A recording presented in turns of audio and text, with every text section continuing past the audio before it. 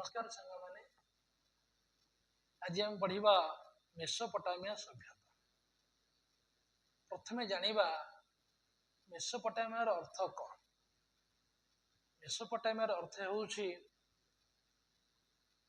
दुईटी नदीर मध्यवर्ती अंचल रे थिबा स्थान को आमे मेसोपोटामिया बोली कहि थांती, जहा टाइग्रिस ओ यूफ्रेटिस नदीर मध्यवर्ती अंचल को आमे मेसोपोटामिया सभ्यता बोली कहि थांती।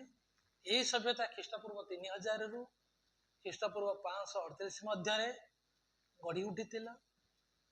यही सभ्यता सारा पृथ्वी को एक नूतन दिग्दर्शन दे, जहा यही सभ्यता रे मध्य यदि ऊपर स्तर रे कहबा एसीरिया सभ्यता, बेबीलोनियन सभ्यता, सुमेरिया सभ्यता गढ़ी उठी।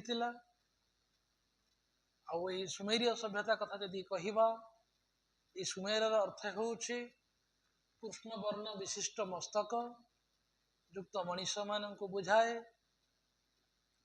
यही समाज रे से समय राजनीतिक संगठन, धार्मिक व्यवस्था, अर्थ व्यवस्था, लिखन प्रणाली, साहित्य, कला स्थापत्य, विज्ञान, सामाजिक जीवनी कथा जदि आमे जानिबा, सेमाने मध्य भगवान को देवादेवी को आराधना करुले।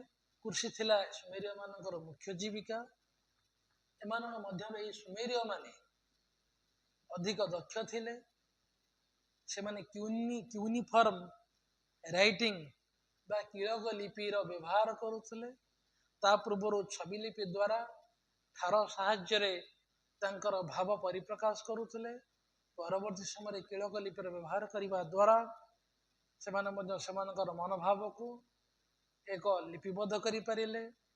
साहित्य कथा यदि कहबा, से सृष्टिर कहानी, मनुष्य पतनर कहानी, मेषपालक कथा एसब रचना करिसेंती। आउ सुमेर मानकर मंदिर को जिगुरात कहा जाए। ये जिगुरात अर्थ होउछि स्वर्गर पर्वत। यह सेमाने पर कारीगरी विद्यारे प्रमाण देवार नजर रही। सेमाने मध्य पशु पक्षी मानकर चित्र मध्य अंकन करि पारुथिले। सेतेबेले यह जना जाउछि सेमानकर कलाकृति मध्य बेस मनोहर थिला। यही सुमेरिया सभ्यतार परे परे गोटे सेमिटिक जाति सृष्टि होइथिला। ए सेमिटिक जातिर आमोराइट नामक एक शाखार नेता थिले हामुरबी। हामुरबी सेत समय थिला ख्रीष्टपूर्व 2000। तांकर नुआ साम्राज्य राजधानी हैला बेबीलोन। से एक केंद्रिक शासन प्रतिष्ठा करिथिले। हामुरबींकर गोटे लॉ कोड अछि बा विधि संहिता, जहाँकि 1902 मसीह ताको आविष्कार करा जाइछि। आकाडियो आमराइट मानकर सेमिटिक भाषा रे यही आईन संहिता रचना करा जाइछि। यही प्रस्तर फलकर खोदन रे 285 आईन धारा उत्कीर्ण करा जाइछि, जेउथिरे कि जेसा को तेसा बा टिट फॉर टैट नीतिर अवतारणा करा जाइए। ए बेबीलोन समाज मुख्यतः 3 गोटी श्रेणी रे विभक्त होइतिला। प्रथम श्रेणी रे थिले आमेलु बा धनी व्यक्ति। द्वितीय श्रेणी रे थिले मध्यम श्रेणी लोक माने बा मुस्किनु। एवं तृतीय श्रेणी रे थिले साधारण लोक माने।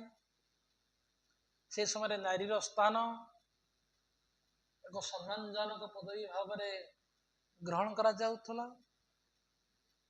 स्वामी एवं पितांकर संपत्ति रे सेमानकर भाग रहउथला, सेमानकर अधिकार रहउथला। से समय समाजर आर्थिक व्यवस्था साधारणतः कृषि उपर निर्भर करुथला। कृषि प्रणाली को ग्रीक ऐतिहासिक हेरोडोटस उच्च प्रशंसा करिसेंती। सेमाने विभिन्न प्रकार वाणिज्य व्यवसाय मध्य करुथिले, यथा शस्य, खजुरी, तैल, चमड़ा आदि रप्तानी करुथिले। ସ୍ୱର୍ଣ୍ଣ, ରୌପ୍ୟ, ତାମ୍ର, ପ୍ରସ୍ତର, ଲବଣ ଏହାକୁ ସବୁ ଆମଦାନୀ କରୁଥିବାର ନଜର ରହିଛି। ପିଲାମାନେ ଆମ ଚ୍ୟାନେଲ ସହିତ ଯୋଡ଼ି ହେଇ ରୁହ। ଯଦି ତୁମମାନଙ୍କର କିଛି ସଜେସନ୍ ଅଛି କମେଣ୍ଟ ବକ୍ସରେ ଦିଅ, ଆମେ ତାକୁ ଆଲୋଚନା କରିବୁ। ଆମେ ଏଇ ଇତିହାସର କିଛି ଏପିସୋଡ଼ କରିବୁ, ତାର ଅନ୍ୟାନ୍ୟ ବିଷୟର ମଧ୍ୟ କିଛି ଏପିସୋଡ଼ କରିବୁ। ଏତିକି କହି ରହୁଛୁ, ଧନ୍ୟବାଦ।